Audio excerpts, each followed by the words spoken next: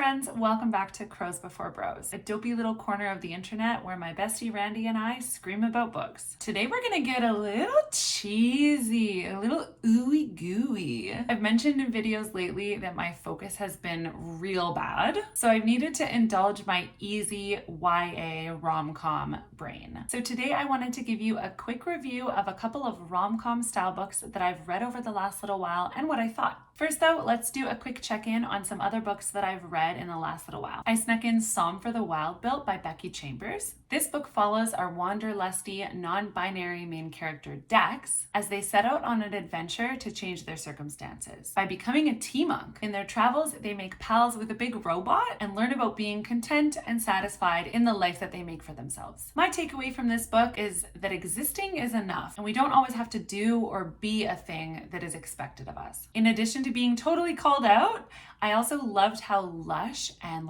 cozy this book was. I gave this one 4 stars. And then I listened to the audiobook for Carmen Maria Machado's In the Dream House. This was a recommendation from Hannah at A Clockwork Reader. If you haven't checked out her channel, I definitely check her out. She has lots of really good videos. She recommended this book in place of Colleen Hoover's It Ends With Us for a well-written novel about the complexities of being in an abusive relationship. This book is a memoir and the audiobook is also read by the author. I think that added another level of brutality and depth to this book. This book follows Carmen recounting her experiences in a queer abusive relationship, and it's both beautifully written and also nauseating. 5 stars for sure. All right, now the meat of it. Today is a double feature. I'm going to keep this video relatively spoiler free, so if you're interested in either of these books, you can go in kind of half blind. First up is The Do-Over by Lynn Painter. This YA romance is 285 pages long and was recommended to me by Randy as a huge call out. The main character, Emily Hornby, is literally exactly me. If you want to peek into who I am and especially who I was as a teenager,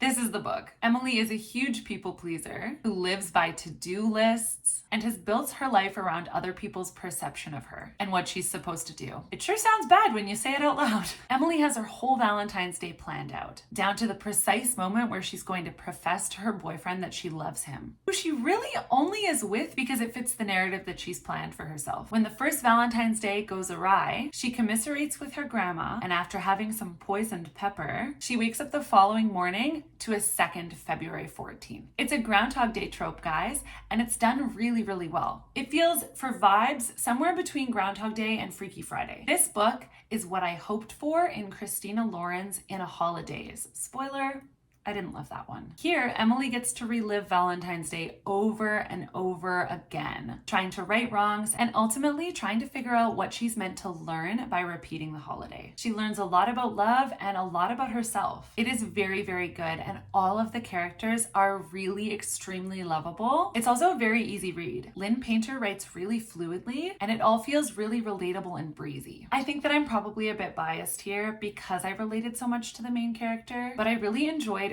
reading about her growth and I was inspired by it. If you're looking for a Groundhog Day trope that is done really well, I would super recommend this book to you. 5 stars for sure, and one that I'll probably reread. Next up is Tweet Cute by Emma Lord. This is also a YA romance, but it's a bit longer at 361 pages. This was also a Randy recommendation. I could rebrand this video as Randy Recommends, but I love this one as well. It's almost like she knows the kind of books that I would enjoy. Tweet Cute is a dual POV book from the perspective of our 2 main characters, Pepper and Jack. Yeah, they're named after cheese. Pepper is the daughter, heir to the throne of a big burger conglomerate called Big League Burger, owned by her divorced mom and dad. And Jack is the son of his family's local mom and pop deli, Girl Cheesin'. Our 2 main characters get into a Twitter squabble, much like the roasting that happens in real life from the sass gods that are the social media team at Wendy's. To complicate matters,